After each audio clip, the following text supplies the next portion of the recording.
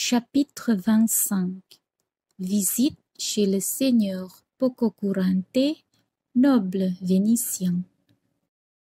Candide et Martin allèrent en gondole sur la Brenta et arrivèrent au palais du noble Pococurante.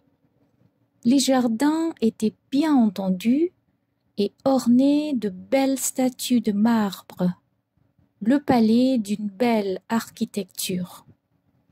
Le maître du logis, homme de 60 ans, fort riche, reçut très poliment les deux curieux, mais avec très peu d'empressement, ce qui déconcerta Candide et ne déplut point à Martin. D'abord, deux filles jolies et proprement mises servirent du chocolat, qu'elles firent très bien mousser. Candide ne put s'empêcher de les louer sur leur beauté, sur leur bonne grâce et sur leur adresse. « Ce sont d'assez bonnes créatures, » dit le sénateur Pococurante.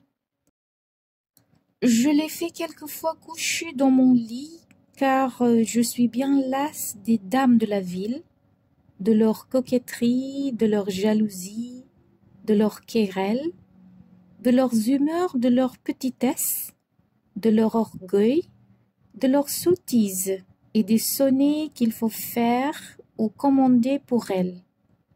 Mais après tout, ces deux filles commencent fort à m'ennuyer. » Candide, après le déjeuner, se promenant dans une longue galerie, fut surpris de la beauté des tableaux. Il demanda de quel maître étaient les deux premiers. « Ils sont de Raphaël, » dit le sénateur. « Je les achetai fort cher par vanité, il y a quelques années. On dit que c'est ce qu'il y a de plus beau en Italie, mais ils ne me plaisent point du tout. La couleur en est très rembrunie, les figures ne sont pas assez arrondies et ne sortent point assez. Les draperies ne ressemblent en rien à une étoffe. En un mot, quoi qu'on en dise, je ne trouve point là une imitation vraie de la nature. Je n'aimerais un tableau que quand je croirais voir la nature elle-même. Il n'y en a point de cette espèce. J'ai beaucoup de tableaux, mais je ne les regarde plus. » Pococurante, en attendant le dîner, se fit donner un concerto. Candide trouva la musique délicieuse. « Ce bruit, dit Pococurante, peut amuser une demi-heure, mais s'il dure plus longtemps, il fatigue tout le monde, quoique personne n'ose l'avouer. La musique aujourd'hui n'est plus que l'art d'exécuter des choses difficiles, et ce qui n'est que difficile ne plaît point à la longue. J'aimerais peut-être mieux l'opéra, si on n'avait pas trouvé le secret d'en faire un monstre qui me révolte. Ira voir qui voudra de mauvaises tragédies en musique, où les scènes ne sont faites que pour amener très mal à propos 2 ou 3 chansons ridicules qui font valoir le gosier d'une actrice. Se pâmera de plaisir qui voudra ou qui pourra, en voyant un châtré fredonner le rôle de César et de Caton, et se promener d'un air gauche sur des planches. Pour moi, il y a longtemps que j'ai renoncé à ces pauvretés qui font aujourd'hui la gloire de l'Italie et que des souverains paient si chèrement. » Candide disputa un peu, mais avec discrétion. Martin fut entièrement de l'avis du sénateur. On se mit à table et après un excellent dîner, on entra dans la bibliothèque. Candide, en voyant un Homère magnifiquement relié, loua l'illustrissime sur son bon goût. Voilà, dit-il, un livre qui faisait les délices du grand Pangloss, le meilleur philosophe de l'Allemagne. Il ne fait pas les miennes, dit froidement Pococurante. On me fit à croire autrefois que j'avais du plaisir en le lisant. Mais cette répétition continuelle de combats qui se ressemblent tous, ces dieux qui agissent toujours pour ne rien faire de décisif, cette Hélène qui est le sujet de la guerre et qui à peine est une actrice de la pièce, cette roi qu'on assiège et qu'on ne prend point, tout cela me causait le plus mortel ennui. J'ai demandé quelquefois à des savants s'ils s'ennuyaient autant que moi à cette lecture. Tous les gens sincères m'ont avoué que le livre leur tombait des mains, mais qu'il fallait toujours l'avoir dans sa bibliothèque, comme un monument de l'Antiquité et comme ces médailles rouillées qui ne peuvent être de commerce. Votre Excellence ne pense pas ainsi de Virgile, dit Candide. Je conviens, dit Pococurante, que le second, le quatrième et le sixième livre de son Énéide sont excellents. Mais pour son Pioséné et le fort Cloanthe et l'ami Acatès et le petit Ascanius et l'imbécile roi Latinus et la bourgeoise Amata et l'insipide Lavinien, je ne crois pas qu'il y ait rien de si froid et de plus désagréable. J'aime mieux le Tasse et les contes à dormir debout de l'Arioste. Oserais-je vous demander, monsieur, dit Candide, si vous n'avez pas un grand plaisir à lire Horace? Il y a des maximes, dit Pococurante, dont un homme du monde peut faire son profit, et qui étant resserrées dans des vers énergiques, se gravent plus aisément dans la mémoire.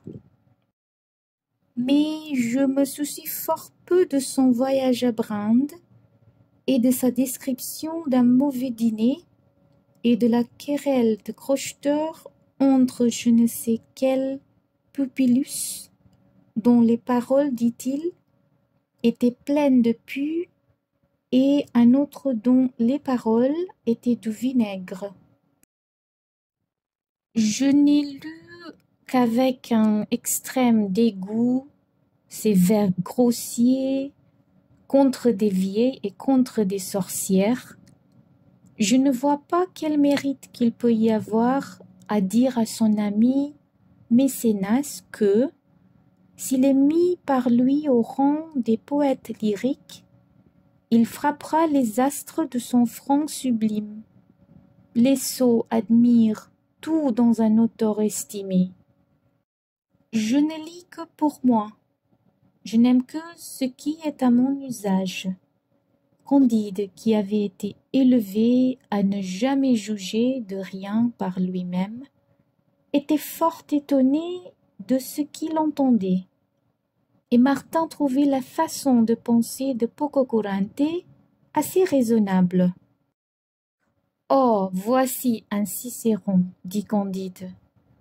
Pour ce grand homme-là, je pense que vous ne vous lassez point de le lire. » Je ne le lis jamais, répondit le Vénitien. Que m'importe qu'il ait plaidé pour Rabirius ou pour Cluentius. J'ai bien assez des procès que je juge. Je me serais mieux accommodé de ses œuvres philosophiques, mais quand j'ai vu qu'il doutait de tout, j'ai conclu que j'en savais autant que lui et que je n'avais besoin de personne pour être ignorant. Ah, voilà 80 volumes de recueils d'une académie des sciences, s'écria Martin. Il se peut qu'il y ait là du bon. Il y en aurait, dit Pococurante. Si un seul des auteurs de ces fatras avait inventé seulement l'art de faire des épingles, mais il n'y a dans tous ces livres que de vains systèmes et pas une seule chose utile. Que de pièces de théâtre je vois là, dit Candide, en italien, en espagnol, en français. Oui, dit le sénateur, il y en a 3000 et pas 3 douzaines de bonnes. Pour ces recueils de sermons, qui tous ensemble ne valent pas une page de Sénèque, et tous ces gros volumes de théologie, vous pensez bien que je ne les ouvre jamais, ni moi, ni personne. Martin aperçut des rayons chargés de livres anglais. Je crois, dit-il, qu'un républicain doit se plaire à la plupart de ces ouvrages écrits si librement. Oui, répondit Pococurante. Il est beau d'écrire ce qu'on pense. C'est le privilège de l'homme. Dans toute notre Italie, on n'écrit que ce qu'on ne pense pas. Ceux qui habitent la patrie des Césars et des Antonins n'osent avoir une idée sans la permission d'un Jacobin. Je serais content de la liberté qui inspire les génies anglais si la passion et l'esprit de parti ne corrompaient pas tout ce que cette précieuse liberté a d'estimable. Candide, apercevant Hamilton, lui demanda s'il ne regardait pas cet auteur comme un grand homme. Qui? Dit Pococurante. Ce barbare qui fit un long commentaire du premier chapitre de la Genèse en 10 livres de verdure. Ce grossier imitateur des Grecs qui défigure la création et qui, tandis que Moïse représente l'être éternel produisant le monde par la parole, fait prendre un grand compas par le Messiah dans une armoire du ciel pour tracer son ouvrage? Moi, j'estimerais celui qui a gâté l'enfer et le diable d'Outas, qui déguise Lucifer tantôt en crapaud, tantôt en pygmée, qui lui fait rebattre 100 fois les mêmes discours, qui le fait disputer sur la théologie, qui, en imitant sérieusement l'invention comique des armes à feu de l'Arioste, fait tirer le canon dans le ciel par les diables. Ni moi, ni personne en Italie n'a pu se plaire à toutes ces tristes extravagances. Le mariage du péché et de la mort, et les couleuvres dont le péché accouche font vomir tout homme qui a le goût un peu délicat. Et sa longue description d'un hôpital n'est bonne que pour un fossoyeur. Ce poème obscur, bizarre et dégoûtant fut méprisé à sa naissance.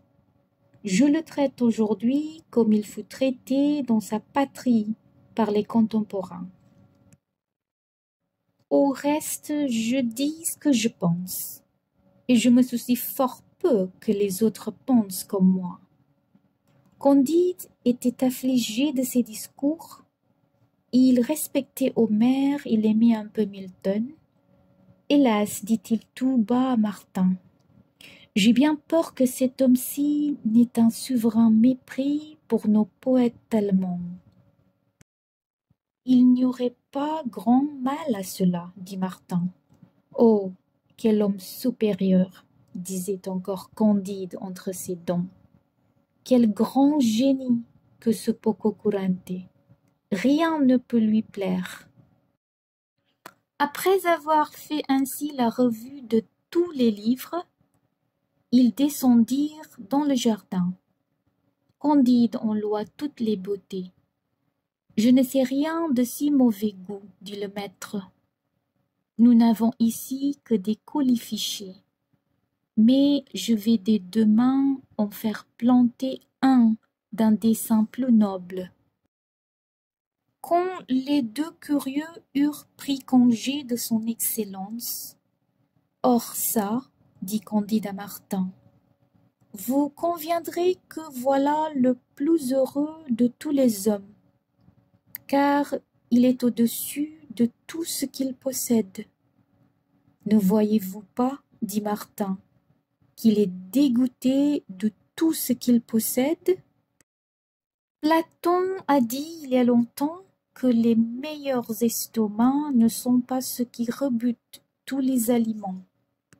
Mais, dit Candide, n'y a-t-il pas du plaisir à tout critiquer, à sentir des défauts où les autres hommes croient voir des beautés? C'est-à-dire, reprit Martin, qu'il y a du plaisir à n'avoir pas de plaisir? Oh bien, dit Candide, il n'y a donc d'heureux que moi quand je reverrai mademoiselle Cunégonde. C'est toujours bien fait d'espérer, dit Martin. Cependant les jours, les semaines s'écoulaient. Cacambo ne revenait point et Candide était si abîmé dans sa douleur qu'il ne fit pas même réflexion que Paquette et frère Giroflée n'étaient pas venus seulement le remercier.